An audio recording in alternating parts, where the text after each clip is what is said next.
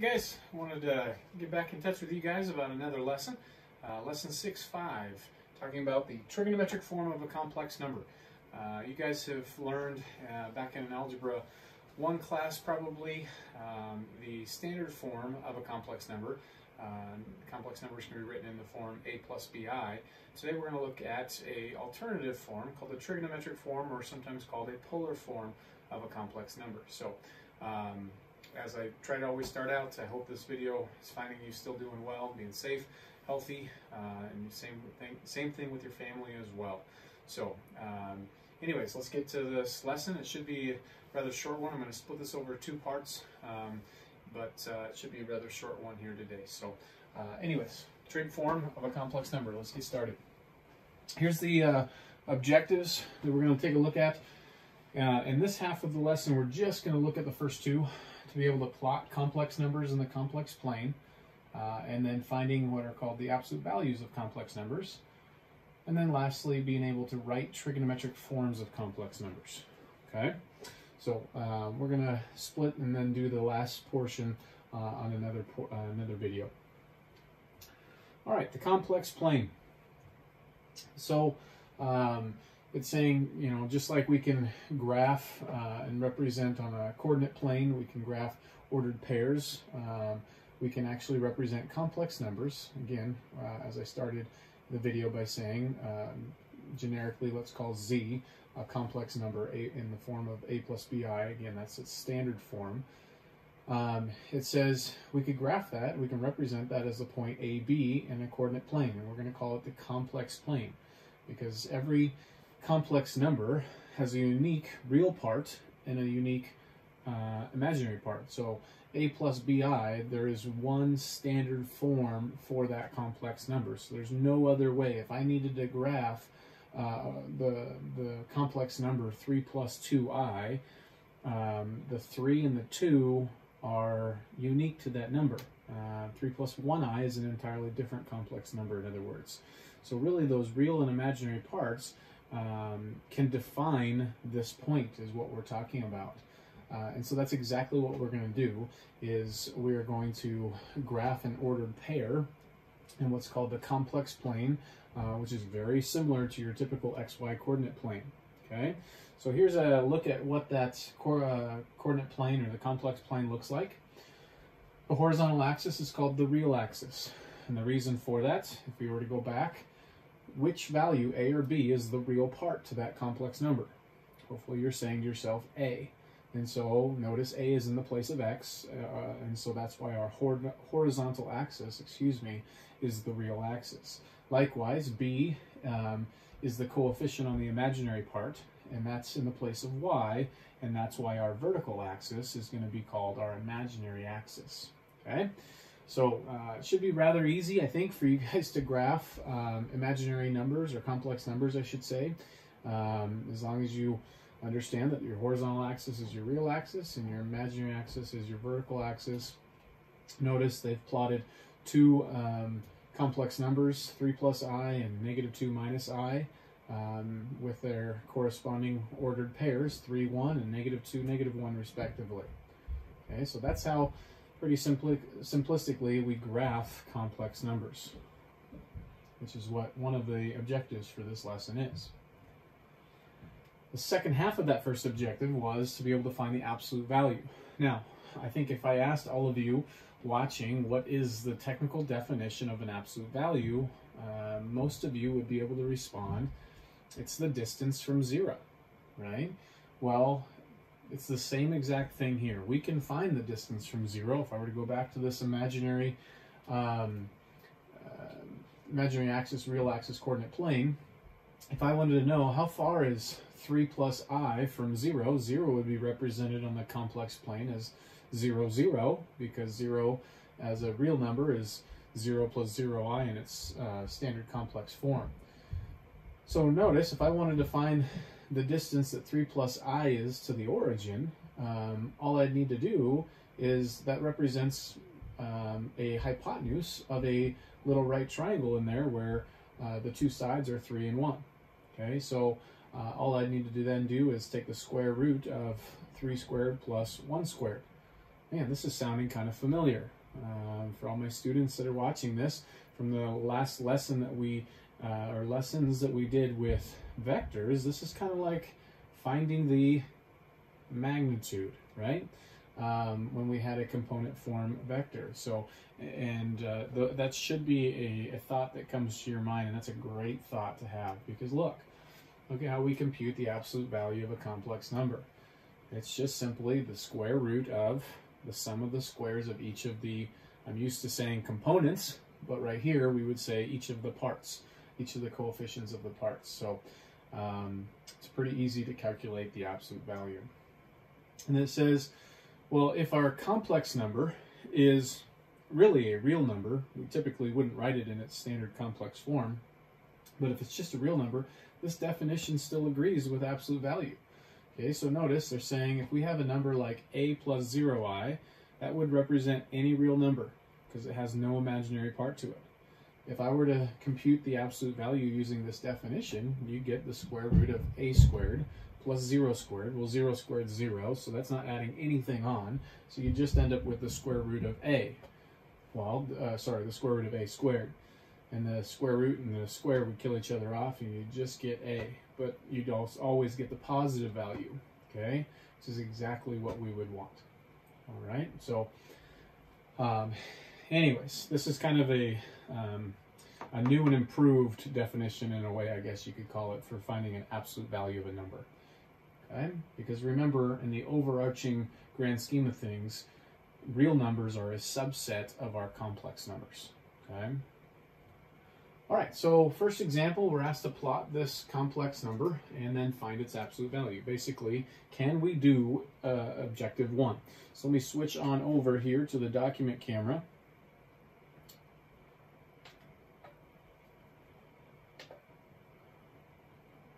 Sorry, there we go. Okay, so it asks us to plot -2 plus 5i, got a little smudge here, and then find its absolute value. Okay, so once again, as we just saw in the example or on the slides previously, we've got our real axis and we've got our imaginary axis. So if I'm going to graph -2 plus 5i, I'm really going to represent the ordered pair -2, 5 is what I'm going to be graphing. So we all know how to plot an ordered pair. Watch I make a mistake or something. That would be comical. There is this complex number, -2, 5. Okay, and then we're asked to find its absolute value. Again, absolute value really is just the distance it is from 0. So this is what I was talking about when we were looking at the example on the PowerPoint. This is the little right triangle I was discussing. We know that this distance here is 2, this distance here is 5, and so to find this distance, it's just applying Pythagorean theorem, and so we will get that absolute value of -2 plus 5i is equal to the square root of, I'll show all my steps. I really don't need to have -2 quantity squared. I could just say 2 because hopefully you agree that when I square a negative, that negative sign is immaterial. Plus 5 squared, and so that's 4 and 25, making the square root of 29. The square root of 29 is the absolute value of this complex number. Okay? So that's how you do graphing and finding absolute value of a complex number.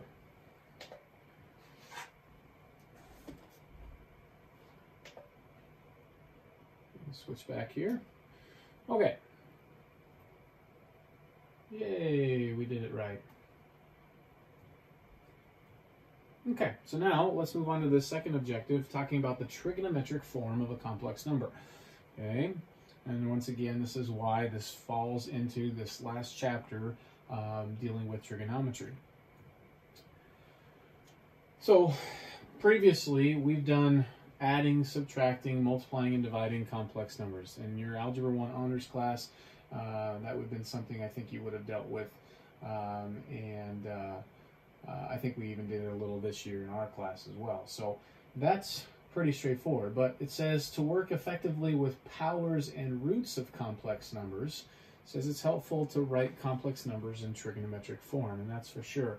And we're not going to do a ton of that, actually doing powers and roots of complex numbers, but if we were to do a lot of work with powers and roots, it's a lot easier to work with in trigonometric form than it is in standard form. Okay, so that's kind of the rationale, the reasoning behind why this is helpful for us. So it says, hey, consider a non-zero complex number, so a plus bi. So they just plotted a random complex number on the complex plane. Okay, hopefully you agree with that. And then they went ahead and they labeled two new things, r and theta. You see, our goal with trigonometric form of a complex number is to take a complex number that is in standard form, so it has the a and the b, and rewrite it in terms of r and theta only. Okay, and this shouldn't be too challenging. Okay, so it says by letting theta be the angle from the positive real axis measured counterclockwise to the line segment connecting the origin to the point AB, you can write that A is r cosine theta and B is r sine theta, where again r is that same absolute value of the complex number. Okay, so let me go back here. Hopefully you can agree with this. That let me go ahead and start marking a little here. It's definitely easier to play around with this in the first quadrant, but it makes no difference really. So I'm going to go ahead and do that. If this is my point AB, which again represents a plus bi, the standard form of a complex number, this angle right here is theta, and this value is r, which means if that's AB, that this distance is A and that distance is B. Well, if I wanted to be able to rewrite this so that I was dealing with r and theta instead of A and B, I've got to come up with, well, how do these things relate? Well, hopefully you'd agree that if I did the cosine of theta, right, by definition, cosine is your adjacent over your hypotenuse, so this would be A over r, right? And then if I solve for A, you'd find A is just r cosine theta, right? And that's no different when I'm over in like second quadrant like their picture was. It would still be the same thing. It's just, hopefully you'd agree, in that second quadrant, A should be a negative value. And that's taken care of by that angle theta being greater than 90 degrees. When I take the cosine of something greater than 90 degrees, I get that negative value. So again, it doesn't really matter that I'm dealing with quad 1 in this picture. Likewise, if I were to say, let's go over here, sine of theta equals the opposite over the hypotenuse, so that would be b over r, and I would learn that b is equal to, by multiplying both sides by r sine theta. Okay, well that's convenient, because then if I wanted to rewrite this in terms of just r and theta, which is what trigonometric form has, all I need to do is substitute or replace a with r cosine theta, b with r sine theta, and you'd end up with a plus bi really looking like r cosine theta plus I times r sine theta, right? And if you notice, both of these terms have an r in it that I could factor out, and so I could say, well, this is really r times cosine theta plus I sine theta, and this, ladies and gentlemen, is trigonometric form of a complex number. Okay, so it's just taking our a's and b's and really rewriting it in terms of r and theta. Okay, the other thing to hopefully recognize is theta is also related. So theta is related to a and b, and we did this with our vectors to find that direction angle. Okay, and so by the tangent, right, tangent of theta, that ratio is equal to b over a every single time. Okay, And so these end up being our helpful conversions to be able to go between trigonometric form and, well, not really, I should say standard form and trigonometric form.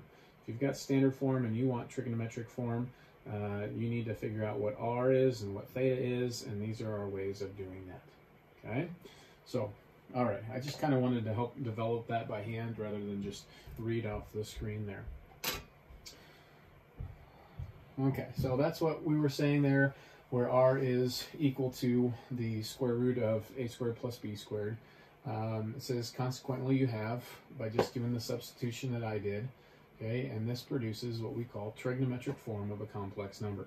Okay, so more formally here in that little blue box, the trig form of a complex number is, they typically will have that r factored out, but it doesn't really matter.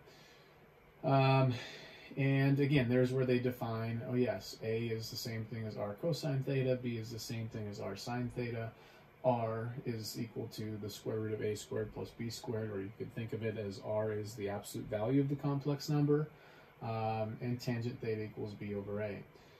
Technically, the number r is called the modulus of the complex number, and theta is called the argument. Okay, more than anything, from my understanding, is those are mostly just vocabulary words to be able to discuss r and theta. Okay, it's the modulus and the argument. All right, the trig form of a complex number is also called the polar form. I think I said that at the introduction of this lesson. Says because there are infinitely many choices for theta, the trig form of a complex number is not unique, right? Way back when we started trigonometry, we talked about coterminal angles, right? And how, for example, the sine of not just 30 degrees was a half. The sine of 390 degrees is also a half, right? And so that's something that's interesting to point out about the trigonometric form, is that our answer in trig form is not necessarily unique. In other words, there's another trigonometric form that could be written that is equivalent to that trigonometric form. Okay? In fact, there are really infinite, as it says, trigonometric forms. And this is why standard form is so nice, is there's one unique way of representing a complex number in standard form. I can't say 2 plus 3i any other way in standard form than just 2 plus 3i. Okay? Now, to help with this, normally it says in this last sentence that theta is restricted to the interval between 0 and 2 pi, though it says on occasion it's convenient to use negative values. But for the most part, that argument, that angle theta, is going to be within 1 revolution of the unit circle. Okay, so let's see an example of where we will put this to use. Okay, the second objective, I think, was to be able to write a complex number in trig form. So let's go ahead and work on that skill right here. We're asked to write the complex number -2 minus 2 root 3i in trig form. So let's do this together.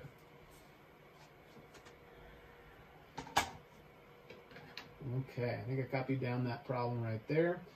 Let me see about focusing. This is a little blurry on my side. There we go. Okay, so we're to write this in complex, in trig form. That's it right now in the standard form. And so I like to always just get a visual of this, and then it becomes, to me, less memorization. If I'm graphing this, I know it doesn't ask us to graph it.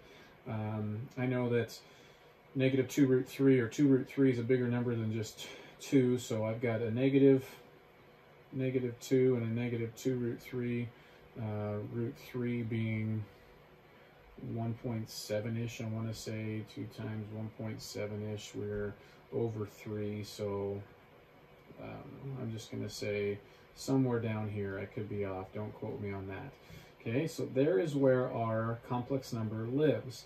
So I need to represent the complex number now in trig form, which is, again, r times cosine theta plus I sine theta. Okay, well, to understand r and theta, let me draw in r and theta in the picture. Okay, so this distance right here represents r. Okay, the complex number is not this segment or this ray like we were just done doing with a vector, this point is the complex number, so that's why I chose to use a dotted line there. And then the argument, theta, is this angle measured from the positive x-axis, so there's theta. So those are the two things that we want to find. Well, keep in mind that r is just the absolute value of the complex number, right? This just equals, remember, the square root of a squared plus b squared. Okay, so negative 2 quantity squared is 4. Negative 2 root 3 quantity squared is a 4 times a 3, or a 12. So this is 4, and this is 12, making together 16. Double checking, 4 times 3, 12, yep, 16. So this is the square root of 16, or 4. Okay, so r is 4, great. Now let's find theta. Well, keep in mind that tangent of theta is equal to b over a, right? Well, what's b and what's a? B is negative 2 root 3. A is negative 2. So we get, when simplified, just root 3. Okay, so I'm looking for, where's the angle where tangent is root 3? Well, let's think about this. If I were to do a tangent inverse right now, which there's nothing wrong with doing, which I think we can actually do this in our head, right? Keep in mind that isn't this the same thing as root 3 over 2 divided by a half? So if I divide by a half, it's the same as multiplying by the reciprocal. Yes, it is. So I'm looking for, where is the angle where, what angle theta is my tangent ratio root 3 over 2 divided by a half. So I'm looking for, remember, tan is equal to, I'm just trying to show you how you can do this in your head. You can certainly go to the calculator and do an inverse trig function here, but this is sine theta over cosine theta. So I'm looking for, on my unit circle, basically, where's cosine a half and where's sine root 3 over 2? So where's cosine, or x, a half, and root 3 over 2. That's my bigger angle in there. Now, what is wrong with me saying, oh, my answer is going to be pi over 3? Why is that clearly wrong? Okay? It's clearly wrong because, is our complex number in quad 1? No, in our complex coordinate plane here, our answer is over here in quad 3, right?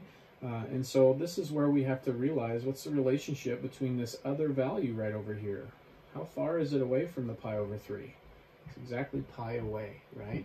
And so we need to add pi to this, and we get theta as 4 pi over 3, okay? So our modulus was 4, and our argument is 4 pi over 3, and now I can write my answer in this trig form. So our complex number, which I previously named z, is equal to 4 times cosine 4 pi over 3 plus I sine 4 pi over 3. Okay? Oops, slightly off the screen there. There we go.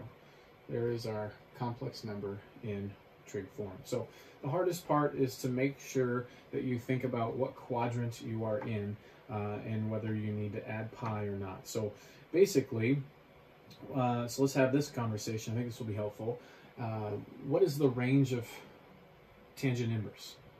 Tangent inverse has a range of negative pi over 2 to pi over 2. So if I have, if I'm going to take a tangent inverse of a positive, the calculator is always going to give me an answer in this quadrant.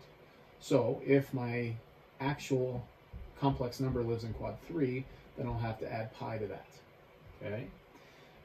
If I end up with taking a tangent inverse of a negative, the calculator is going to tell me a negative angle down in this quadrant, which, if you remember, we said we try to let that argument be between 0 and 2 pi. There are occasions where we'll use a negative angle. Okay, so if I were to get this negative angle and I wanted to represent the actual complex number that does live in quad 4 with a positive angle, I've got to add 360 degrees, or 2 pi, to come up with its coterminal counterpart. Okay. However, if my actual complex number lived in quad 2, I would just add to that negative angle, I would add pi to get the one that's the angle that represents a complex number in this quadrant. Okay? Hopefully that makes sense. Once again, the beauty of filmed lessons, you can pause that and go, wait, I kind of got that, but I don't know. So rewind it, hit back 15 seconds or whatever, and you can listen to that part again. All right, so that's kind of the second main part of this lesson, is to be able to take a complex number in the standard form and rewrite it in its complex trigonometric form, I should say. Okay, so let's double check that I didn't goof. Find the modulus, the square root of 16, or 4. Good. And to find the reference angle, we needed to, that's why they said tangent of theta prime here, because they recognize that the range of tangent inverse is not going to give us an angle that's over there in quad 3. It's just going to give us the reference angle. And so there was our pi over 3, and so they said, nope, we need to add pi, so we get 4 pi over 3. And sure enough, there is our trig form that matched what we had. Okay, so let's finish things out with an exit test that looks at another one of those types of problems we just got done doing, as well as the opposite, or the converse. Let's work on being able to go backwards with that, and it's actually really, really easy. But oftentimes, if I don't do this exit test question, students will look at it and not know how to do it, and it really is actually easier. Okay, so here's our exit task to be able to find the trig form of a complex number, -7 plus 4i, and then define the standard form of a complex number, and that complex number being 9/4 cosine of 3 pi over 4 plus I sine 3 pi over 4. Okay, so let me switch on over to my whiteboard. So we're going to do another problem, this first exit task question, just like the one we got done doing. Trig form of the complex number. So again, I like to spend a moment to see where does this point live. -7, 4. So -7, 4, my complex number lives over here. Okay, in quad 2. Okay, that's just helpful for me when it comes to finding that argument, that angle. Alrighty, so let's find the modulus. Modulus equals, again, the square root of a squared plus b squared. So that's a 49 and a 16 added together. I think that's 65. So this equals the square root of 65. 16 and 49, I think I'm right. Okay, and then 65 is what, 15 times 5? No, 13 times 5. 13 times 5, so that does not reduce. Okay, all right, so let's find the argument now. So remember that tangent theta, and this is where in that last example they conveniently use theta prime because they realize, again, we're finding a reference angle. I like that, so I'm going to do that. Equals b over a, so this is 4 over -7. Okay, now that's not a nice pretty ratio that's going to generate a nice pretty angle, so this is where I am going to use my inverse trig function, unlike the last problem we did. So theta is equal to, well, theta prime, the reference angle anyways, is equal to the tangent inverse of -4/7. Okay, so because the range of tangent inverse being from -pi over 2 to pi over 2, non-inclusive, we're going to get an answer that's down here in quad 4. Okay, so, and it's going to be a negative value, but that doesn't matter to us because I need to find that one. So anyways, here we'll do tangent inverse -4/7. I'm in degree mode, -29.7475, 74 degrees. Okay, and now I'm just going to go ahead and I'm going to say, no, let's add, since I'm in degrees, we're going to add, I think it's okay that I'm in, well, let's do this in radians. I do think, if I remember correctly, that they are okay with using degrees. I'm doing a quick look right now while yeah, you're going to notice a lot of the problems will utilize degree measure as well, so I'm not going to be too picky on that. If they give you problems where the trig form is using an argument that is in degrees, then you should be able to put an answer there in degrees. The reason I'm hesitant is, thinking back to that definition, they said theta is typically between 0 and 2 pi, and sometimes we let it be less than 0. So to me, I can see where we could get picky and say, no, we are dealing with radians there in that definition. All right, so I've got negative 29.74 degrees, and I need to add 180 degrees to get to that point over there. So plus 180 degrees, and we get that. So adding 180 degrees, we get that theta is 150.26 would be the most appropriate rounding. 26 degrees. Okay, so that's not my answer, but those are the two parts that we need to writing the trig form of the complex number. And so we would just say z equals r square root of 65 times cosine of 150.26 plus, running out of room, I sine 150.26 degrees. Okay? So, sorry that it's slanted like that, but I think you get the idea. Alrighty. For the second one, to be able to find the standard form of a complex number when I've been given trigonometric form, again, keep in mind that this is pretty much what they're wanting us to do is just put this in a plus bi form. This is pretty much in a plus bi form. This part right here, there's my a. If I had a separate color, I'd say this part right here, there's my b. I just need to compute those. I need to essentially distribute my 9/4 and compute each part. So a is just going to be 9/4 cosine of 3 pi over 4. Okay, so 3 pi over 4. Where is 3 pi over 4? That's a pi over 4 back from getting to pi, so that's where it is. What's cosine there? Remember, at our pi over 4s, we got all of those root 2 over 2s. So this is a negative root 2 over 2. So this is 9/4 times negative root 2 over 2. Don't see any opportunities to cross reduce, so it looks like we have negative 9 root 2 over 8.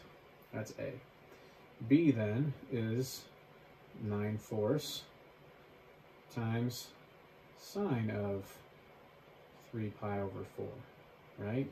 Go back to the slides that we talked about. A equals r cosine theta, B equals r sine theta. That's what we're computing right there.